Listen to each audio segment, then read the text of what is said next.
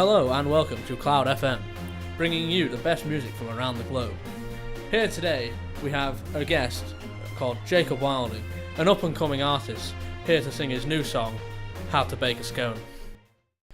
So Jacob, when did you first discover your talent for music? Well, it was back in primary school, actually, for a school play we did. I played a relatively minor part, the butler in Joseph and his Technicolor Dreamcoat, and I was actually one of the higher praised members of the cast for that one, so yeah. Has it always been your number one goal to be a successful musician? I'd say it's absolutely definitely been my number one goal to have, a number one hit the charts as number one. That would just be incredible to have a number one. And have your parents always been your number one fans and number one supporters behind you all the time? I'd definitely say that my number one fans and number one supporters have definitely been my parents. I mean, ever since my age was the number one, they've always been behind me. So Jacob, you're here today to sing your new single, How to Bake a Scone.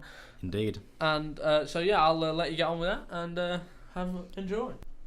So of course this is my new hit single, How to Bake a Scone. Ready for this? Step 1, preheat the oven till it's hot, then take a mixing bowl or pot, a spatula, a wooden spoon, settle down, we'll be baking soon. A cup of milk, a cup of flour, mix in an egg, wait for an hour. So that was a sneak preview of Jacob's new song, How to Bake a Scone. And now, in the studio, we have a fan of Jacob's here to say a few words about him. Hi, I'm Jack. I'm Jacob's, basically, number one fan. He's amazing in every single way. He's such an up-and-coming artist. I think he could really go far. And, yeah, he's just amazing. He's an inspiration, really, to everyone out there. So, if you want to look for some inspiration, just listen to Jacob. He's amazing.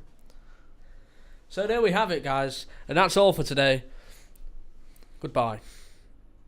On radio, online, and on the go.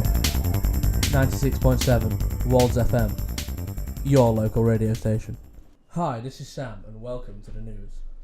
There has been 3 recent tragic deaths that have hit the local Grimsby/North East Lincolnshire area. The most recent death happened on the 28th of January, and he was found electrocuted in his bedroom. This has been the 3rd case in a recent chain of deaths.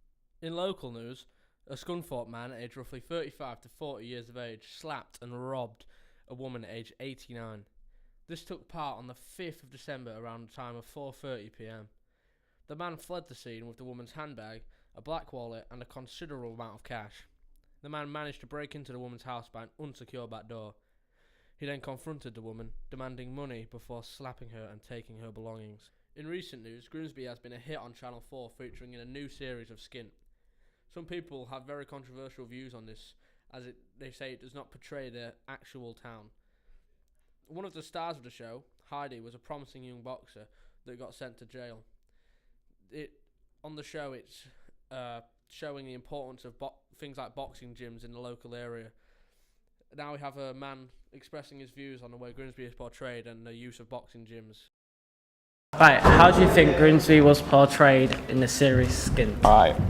I think it was portrayed badly because it only focused on the bad parts of Grimsby and not Grimsby as a whole. And I think they should have shown the good parts instead. Do you think the boxing gym that Heidi went to on Skin is good? I think so, because it gives people something to work towards and it keeps them off the streets and stops them getting into trouble. Further afield now, we have some news from Louth.